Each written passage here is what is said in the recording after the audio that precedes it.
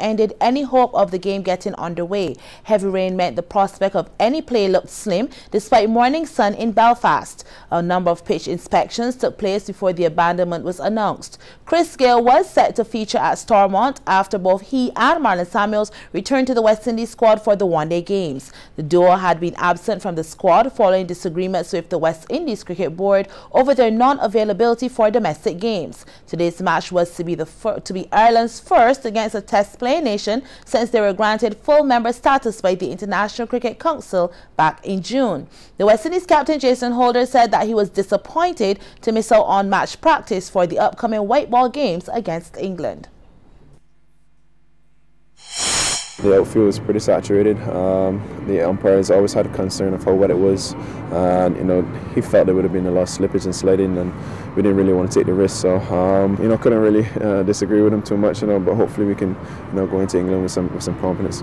A lot of people said the Irish Cricket Board put a lot of money into putting this game on. It's really unfortunate that we weren't able to put on a show for them. But hopefully in the coming future we can be back here and spread some joy to the Irish people.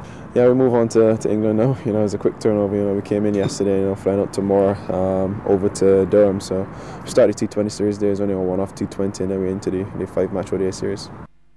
The West Indies will play Pakistan in a 3-match T20 series set for Lahore in late November. The Pakistan Cricket Board and Cricket West Indies had been in talks over the proposed series, but PCB chairman Najeem Sethi said the tour had been now finalized and a detailed schedule would be announced shortly. CWI said the 3 matches would be subject to the safe conclusion of the current ICC World 11 teams 3-match series in Lahore right now in September. The World 11 series against host Pakistan started Tuesday and wraps up on Friday. Sethi said the series against West Indies represented a major breakthrough and would pave the way for the PCB to negotiate with other teams to tour Pakistan. Once the Windies series comes to fruition, it'll mark the first time that a leading international side has toured Pakistan since 2009, when militants attacked a bus carrying the Sri Lankan team, resulting in injury to several players and the death of several members of the security forces. The West Indies faced Pakistan in a full series of tests, won internationals and T20s last year in the United Arab Emirates before hosting the Asian side in the Caribbean earlier this year in a similar series. Sethi said Sri Lanka had also agreed to play a one-off T20 international in Lahore on October 29th, though he was still holding out hope for 2 matches. He also revealed the PCB plan to hold discussions with Cricket South Africa over a short bilateral series in 2018. Minnows Zimbabwe toured 2 years ago for limited overs matches, but the series was not sanctioned by the International Cricket Council. Barbados' non-playing captain Damien Applewhite says the intermittent rain has heavily impacted the training sessions ahead of this weekend's Davis Cup Group 2 tie against the Venezuelan team. The matchup begins on Friday at the Tennis Center in Wilde, and if Barbados wins the best of the 5 tie, they will return to Group 1. Speaking at a media conference held at the BOA headquarters, Applewhite says despite the setback, the team is getting the necessary work done to be ready. Everyone finally got in. We had a few challenges with the arrival of probably 2 of our players because of the storm Hurricane Irma and some cancellation in the States. So they probably arrived probably 2 days late. But so we started training on Monday. But as you can see, Mother Nature is not working with us when it comes to practice times. We probably had 1 complete session so far. But that doesn't mean that we weren't playing at all. So we had probably 4 partial sessions. This morning got rained out, but we expect to come out here this evening and train. Everyone is fit, everyone is healthy, so we're looking forward to some good competition this weekend. Barbados' #1 tennis player Darian King was in good spirits. He says the team is on a mission to regain a place in Group 1. Play every match by match, point by point. Obviously, it's a different opponent each and every time. But definitely it's a national duty right now at the moment that is occurring. Now I'm just willing to go out there and give it my best. Whoever I play against, I'm definitely going to go out there and compete to the best of my ability. I prepared pretty well for it. Thanks for Shannon Lashley. Matthew joined me on a couple of sessions, so I know that he's feeling it right now if he gets the opportunity to go out there and participate for Barbados. So it's just to go. We are on a mission. We're trying to get back where we were before, and yeah, just looking to go out there and give our best. Venezuela captain Yoni Romero says they will have to bring their A game to get past a strong Barbados team on home courts. We're gonna compete hard like they're going to do it. We respect a lot or any player we have in front, and humbly we're gonna give the best competition we can. And yes, I know Darian. He played in the tournament in Margarita Island, where I'm from, and I saw him playing. Very good player, very professional. But we're gonna give our best in every match. Every match now is important. This is the final, and we're gonna give, like any sport, 100% and all the heart to this competition. Now we take a break, but still to come, the 2018 BFA Premier League season already taking shape.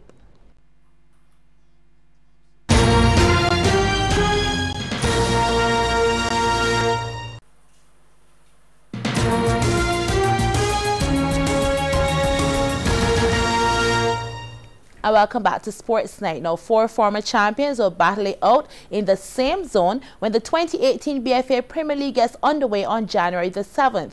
The draw took place this week at the BFA headquarters, and defending champions Weymouth Wales will have their work cut out for them. CBC's Damien Best reports. The draw for the 2 zones in the Digicel BFA Premier League were completed on Monday, and it appears there's no easy path to the top of Zone 1. Double Crown champions Weymouth Wales will battle Paradise, Notre Dame, Britain's Hill, Silver Sands and Empire. Meanwhile, in Zone 2, there's the BDF Sports Program, Rendezvous, Ellerton, UWE Blackbirds, Waterford Compton and Pori Spring. The 2018 season will bring with it a new format to the league with an increase from 10 to 12 teams. Each team will play a minimum of 16 matches before the playoff rounds and will get the chance to take on all the other teams in their same zone twice, while opposing the others in the opposite zone once. At the end of the preliminary matches, the winner of each zone will play each other to determine the overall champion, and the 2 teams placed in second in each zone will also play each other to determine the 3rd and 4th place teams overall. The new format will also see 3 teams being demoted from the Premier League. The teams placed in 6th in each zone will be automatically demoted, while the 5th place team in each zone will play each other. The loser of that match will also be demoted. Prize money will now be awarded to the top 4 overall placed teams, and they will collect a cash incentive for every game they win for the duration of the season. The new format has also been extended to the Division 1 competition, which was also increased to 14 teams for 2018. The 7 teams which will determine their 2 zones is expected to be drawn shortly. Now, Cricket West Indies has retained all 17 players in the West Indies women's squad from the failed World Cup campaign, just days after axing the entire management staff. The players are set for a 10-day training camp ahead of the upcoming series against Sri Lanka women. Trinidadian Brittany Cooper, who was surprisingly overlooked for the World Cup trip, has been included in the training camp, along with Barbadian fast bowlers Shakira Salman and Shamilia Connell, who've been included subject to medical clearance after both were first forced out of the World Cup with injury. The full West Indies women's squad is Marissa Aguilera, Renice Boyce, Shamilia Connell, Brittany Cooper, Chanel Daly, Deandra Doughton, Afi Fletcher, Kiana Joseph, Kaisia Knight, Kaishona Knight, Haley Matthews, Anissa Mohammed, Sabrina Monroe, Chedia Nation, Akira Peters, Shakira Salman, Stephanie Taylor, and Felicia Walters. Now, as previously mentioned, the entire coaching staff was axed following that poor showing in England. The official release came from Cricket West Indies on Monday. The head coach Vaspert Drakes, along with Ezra Mosley and Stuart Williams, and the operations manager Anne Brown John, had all been removed from their positions. The experienced Henry Springer has been named as the new head coach, and former West Indies head coach Gus Logie as his assistant in an interim management team. Physiotherapist Oba Gulston has been replaced by Ariane Manger, while fitness coordinator Hector Martinez Charles has been replaced by Shane Cooper. Gary Bell will take over from Trent Sargent as the data analyst. Now, many persons have been weighing in on the sacking of the West Indies women's management team, including last night's guest on Q100.7 FM's Mid-Wicket Show, the former Barbados and West Indies B-team wicketkeeper batsman Mike Worrell. Worrell believes that based on the team's performance, the management should not have even waited to be given their walking papers. From all reports, it looked as though they would have been dismissed for non-performance. Obviously, the performance of the team is a reflection on the management, the coaches, the coaching team as well. So obviously, with that performance, I would have thought that really, when they got back to the West Indies, they should have resigned. They should have resigned the position, given the performance of the team. Now, after the break, as promised last night, we feature Barbadian motorsports navigator Tammy Lashley.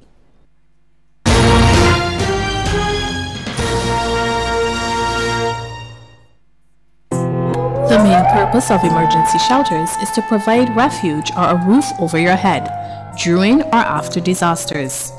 Going to a shelter should be a last resort, so it's best to make arrangements to stay with family or friends.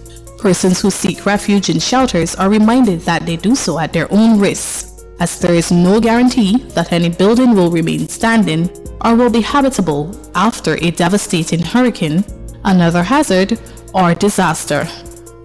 In St. James, the Category 1 emergency shelters are Gordon Greenwich Primary and Queen's College.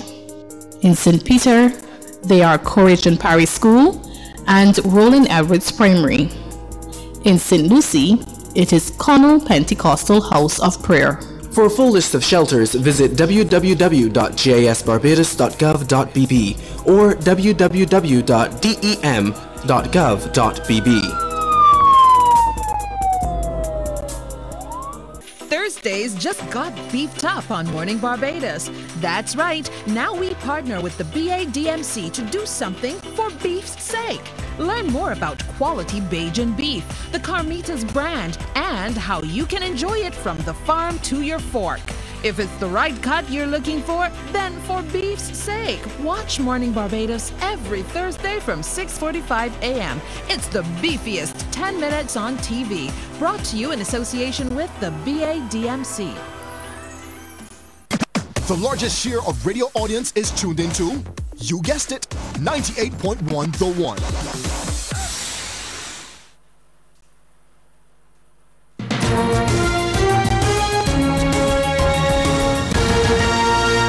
Welcome back to Sports Night. Now, last night we started a report on local female rally navigator Tammy Lashley, who's broadened her horizons in motorsports. The Bajan marshal and navigator, who has tasted success on the local scene, is now looking to branch out. CBC's Sean Green has her story tonight.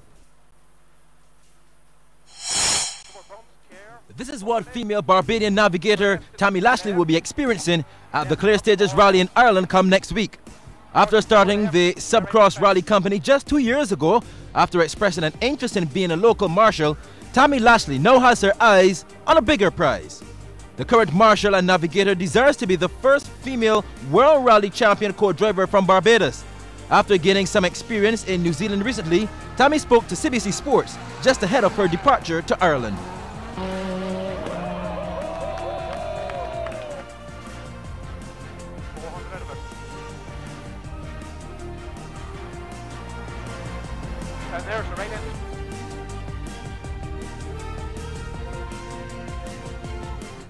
Clear Stages Rally. So I'm going there to represent Barbados. I want to make Barbados proud. I want to make my sponsors and my supporters very proud of me as well. And I'm also trying to attract sponsors as well, because I want to move on from here. I eventually want to get into driving and so forth. But I'm going to Ireland more so to gain the experience and to meet new rally drivers, and I'll probably get my next rally job through going through Ireland as well. Lashley says that one of her objectives is to motivate younger females to enter the sport. I've done a couple motivational speeches, and I tend to, well, for me, I'm trying my best now to get a group together of women through my company Subcross that I can speak to them on that level. There is a group we have here called the FIA Women in Motorsports in Barbados. is just supposed to highlight women in motorsports, and there's more than one of me, meaning there are other women in motorsports as well. But I think that my hopes would be to gather those women who are already in the profession to speak to other women, eventually having probably some sort of forum or seminar that we could speak to other women. You know, I want to go into schools, I want to go into like either youth groups, whether it be church groups, or it may be like JCI, different types of groups that I can speak to. Being a professional core rally driver has always been one of Tammy's dreams, and she advises others to always follow their passions, no matter what. If you have a day job and you want to be a rally navigator or rally driver, you can pursue that. So, and a lot of our young people, they look to the social media for identity. But why don't you become the identity, right? So we look at what other people are doing in the outer world and say, well, only they can do this, only they can do that. Honestly, if tomorrow I wanted to be an astronaut, I'm telling you, I would find a way to be an astronaut. And I'm doing it because I want other people to see, whether you're old or whether you're young, that whatever you choose or whatever is your passion, follow it. Here's wishing the young Barbadian all the best. Sean Green, CBC Sports. Now back to some cricket news. Sri Lanka all-rounder Thisara Perera hit a towering 6 off the penultimate ball to steer the World 11 to a thrilling 7-wicket win over Pakistan in the second T20 today before Pak Gaddafi Stadium in Lahore. Pakistan won the toss and batted first, scoring 174 for 6 off their 20 overs, with Babar Azam top scoring with 45 and Ahmed Shahzad 43. The West Indian Samuel Badri took 2 for 31 and Perera 2 for 23. In reply, Perera made a world-win 19-ball 47 not out, including 5 sixes, while Hashim Amla finished not out on 72 off 55 balls to help the World 11 reach 175 for 5 in 19.3 overs and leveled the 3-match series at 1 game apiece. Here's a look at that runs chase.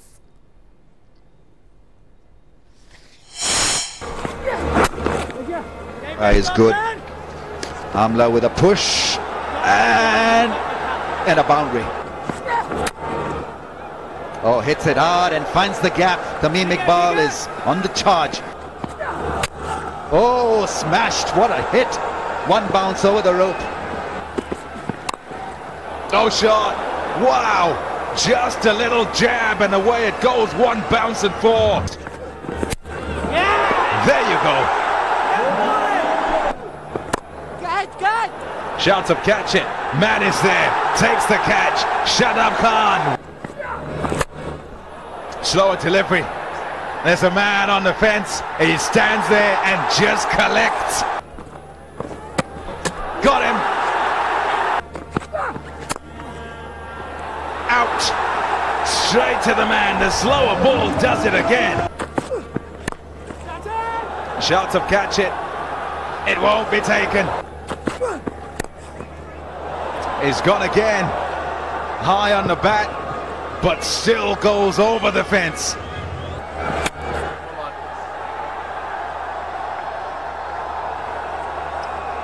He goes for 4. But the game is done. Pakistan 1 up. And the final match is set for Friday in Lahore.